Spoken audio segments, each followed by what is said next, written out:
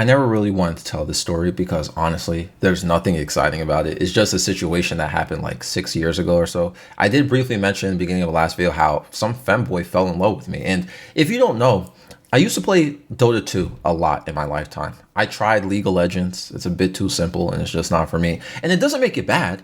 The learning curve in League is very straightforward, but Dota 2, you need to be very committed to learning the mechanics of the game to be somewhat decent at it. And that's what makes it fun to me. I like complicated things and complicated people. People always know me to really take the hardest route with mostly everything. So back then, when I used to play religiously, I had a group of friends who I would play with every night. And back then, I used to troll a lot and I would bait people. I wasn't very nice. Like if my friends and I hopped into a game and there was somebody who was really bad on our team, some random who we got matched with, right? I would invite them to the party for future games so we could just laugh at them being bad, but never openly. We would just DM each other and just mock them or laugh at them. Again, it wasn't very nice. This same DMing each other, trash talking, mocking is what broke the party apart, by the way. It's the reason why we don't play anymore, but that's another story. Now, if you play games like Dota or League of Legends, MOBA games in general, you are aware, very much aware, that dying is like a sin. Feeding is terrible. Dying is terrible unless it's for the better of the team. So one time we were all playing really late. We had a random person teamed up with us. This person died so many times during the game. They nearly died 30 times. They had no gold or economy going on. They were just buying wards and other support items for the team and spent most of the game dead. And this is not being a good support, by the way, in any game. You're supposed to stay alive as a support to, guess what, support the team. So we were laughing about it privately. Like, this guy is just feeding like crazy. He's so bad. But again, nobody's being publicly mean to him. Regardless, we sort of carried the game, okay? We won easily. We stomped the opposing team hard. So I invited this guy to the party because it was funny how bad this guy was. So we needed entertainment while we destroy people. Now, here's the thing about me. I don't add people on Steam. I have like 200 plus pending friend requests and nobody's ever going to get accepted. I can't stand people inviting me to games. I don't like people talking to me while I'm gaming. I don't want to trade. I don't care about your glittery profile design. Don't invite me to your groups and don't stalk what game I'm playing right now or join my game. Just don't do anything. Don't talk to me. And I'm like that on Discord as well. This is why I don't add people. I don't want to be bothered. I have my own server muted. I don't like people DMing me or inviting me to stuff. I don't even have Discord open on my computer anymore. I only open it on Sunday mornings to play Dungeons and Dragons. And then I close it and then I'm not on it for the rest of the week. So when I invited this guy to the party, I never added him on Steam or anything. I'm just not interested in being friends. And nowadays I feel bad because I'm clearly baiting him thinking that we enjoy playing with him, which is why, remember, I originally invited him to the party. He thinks that, but we're kind of being assholes privately. It's not cool. That's not okay. But regardless, we ended up not playing anymore for the night, right? So he gets invited to the party. We play games with him and then nobody adds him. All right, so that's a little bit weird, honestly. But, you know, that happens too. I guess that's not really weird. So, boom, the next day after this, right, we end up all playing again without him because no one has him added. Then later that night, he ends up on our team again as a random. I'm like, dang, what a coincidence. So I invited him again. And in the party chat, I was telling him how funny it is to see him again and everything like this. And this is another reason why, like, I started to, this guy, when we were talking in the party chat, he was so nice. Very, very, very nice. I'm asking him, like, why is he up so late? And he's telling me about how he has, like, insomnia. And he told me about how he's going through a rough time right now. And I felt really bad for him. And, well, I also enjoyed our conversation, too. Also, another thing that I really liked about him was that he was coachable. Mind you, my friends and I, we're stomping every game for a reason. We're actually really good at the game. We're all very high ranked. And whenever we would give him instructions or advice, this guy listened very well. He improved game by game when we helped him out, at least. Obviously, he's not good, but now he's getting better because he's learning. So I said to myself, you know what? I might as well add him. He's nice to talk to. He doesn't seem to be annoying or anything. He's coachable. And, I don't mind playing with him, even though he's feeding all the time still. Can't expect him to get good overnight at the game. You know what I'm saying? It looks like it's somebody, he'll get better, and then we'll have like a new person to play with all the time. So when I add him, I remember so clearly. After I got off of Dota, I opened up Skyrim. Just felt like playing Skyrim before I go to sleep, right? I get a message from him, and he's like, thanks for playing with me and teaching me how to get better or something like that. And I said, no problem. You're doing great. And I'm not being dishonest about that. I'm really, he's doing great. And then I forgot what he asked me, but he asked some question. And then we ended up talking about Elder Scrolls and Fallout lore for like 3 hours, like Bethesda games and all that stuff. And I was showing him screenshots of my Skyrim character, and he was showing me his character on like Fallout New Vegas and stuff. Now, deep inside, I felt very guilty because this guy is actually really cool. But again, remember, the only reason why we became friends was because he was the joke of our group. We were all laughing at him secretly. So for the next few weeks, I would invite him to our Dota 2 games. And other people in the party kept asking, like, Aku, why do you keep inviting him? They're saying he's bad in all that stuff. He holds us back.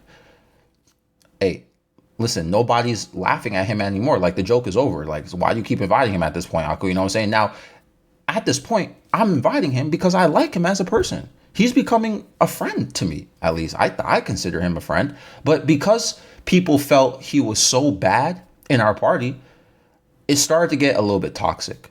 When this guy would, I remember, when I would invite this guy sometimes and he would join the party, people would leave. They would start their own party and they would play without us. Like that, it was toxic. Like they would see him join and then he would see everyone leave. It was messed up. So and you know what? When people did tolerate and people did play with us, when this guy would mess up or make a new move, everyone else would sort of be harsh with him. I was the only person, like they would verbally abuse this guy. And I was the only person who never publicly critiqued him or said anything. If he made a mistake, I think he knew he made a mistake and I kept it to myself. I didn't lash out on him or rage at him like other people are doing in the party. But it got so toxic to the point where, I started to defend him. When someone else in the party was being rude or harsh with him, I would be like, hey, it's just a mistake. Don't worry about it. Like I always made excuses for him or try to neutralize the toxicity towards him. But I wouldn't do that for anyone else. It was just him. So, and then that rubbed people the wrong way too. So I guess he felt like I was somebody who protected him as well. As from my experience with him, he was very shy, insecure, and very sensitive. So here I am, Aku, out here being the shield for this guy. And now let me go back to something. I brought up the lack of Steam and Discord communication habits I have earlier for a reason. Another issue is that I don't always look at Steam. So when this guy would try to talk to me during the day, and like I wasn't in Dota or anything, like I was in the game, this guy tried to talk to me, it would look like I was ignoring him because I wasn't looking at Steam at all. So he asked me if I was busy during the day, and that's why I wasn't responding to him. He thought like I was ignoring him or something. And I said, nah, I just literally don't look at it. But hey, you know what? You can add me on Discord. Now, back then, I used to use Discord consistently throughout the day. And when I asked for his Discord, this guy, I don't know what it's called, this emote. I'm going to put it on the screen right now. I'm going to video edit this and just put it on the screen. I don't know what this is called. It's definitely weeb-like. I know. So he sent me this emoji. And then he said, I'm scared. I don't want you to feel weird. I'm like, huh? Like, listen, I'm sure whatever it is, I wouldn't care. Listen, all my friends are weird. If you're weird too, whatever, bro. Like, I genuinely don't care. So he sends me his Discord, right? Man, I see his avatar. Thigh-high socks. I see a thick thigh and some red and black socks. And I was like, oh, okay. You know what? This just keeps happening to me, y'all. All my friends are either femboys or, they're either transgender. But hey, this is what it is at this point, bro. Just add another one to the collection. It doesn't mean I hate them or anything. It just so happens to be this way. So when he asked me on Discord, I accept him or whatever. I forgot the term. He sends me the emote again, the same emote, the eyes or whatever. And he said, "You see my picture?" I said, "Yeah." And he said, "That's me." And I remember replying, "SMH Femboy." And he said, "Yep, been doing it for years." And then he attaches like 3 photos, and it's like mirror pictures and thigh high pictures. And I'm so used to this at this point, it doesn't even faze me. I'm getting femboy pictures in my DMs when I never asked for it. Now, because he opened up about this and I was completely okay with him, and remember I told you he's messaging me throughout the day on Steam, but I don't look at Steam. But now I'm on Discord with him and I'm chatting with him every day throughout the day. And he starts asking me questions that I felt like were a little bit like, I don't know. It's like, why do you want to know type of questions? Like, you know what I'm saying? Like, I remember one question he asked me. This stands out to me because I think this is the weirdest. I remember he asked me one time, "Would you date a cross-dresser?" Like, what? Racky? Well, this dude asked me this randomly, bro. It's like 7 a.m. What? Why are you asking me this? There's no context behind this question. You just popped up and just asked me this. He would send me pictures he was going to use for his Discord avatar before he would what's it called? Not submit it. Before he would set his Discord avatar, he would send me the pictures that he was going to use, asking for like validation. And it would be like femboy pictures, his personal pictures. He would take pictures and then just send it to me, be like, "Should I use it?" He would be like, "Do I look cute here? How do I look out of 10? Like, you putting me in positions to say something like, you know what I'm saying? Another thing that I noticed, now that I think about it, I think I didn't notice it at the time though. He would be very jealous when I would play Dota without him, or I would play with other people. I could tell he's being a bit possessive with me, and he's being kind of bratty about it, but not directly throwing a fit. I remember if I would play Dota without him, he would open up Dota and just sit there and just wait for me to finish my game, and then just be like he would spectate all my games and just like literally wait for an invite. Like, and that's sweet. That's nice. That's nice of you, you know, but it's just like when I wouldn't invite him, he would just start doing so. Like, I'll give you an example, right? Because this is where it all spiraled, really. Around this time period, if you don't know the Aku anime lore, I used to be a serial e-dater.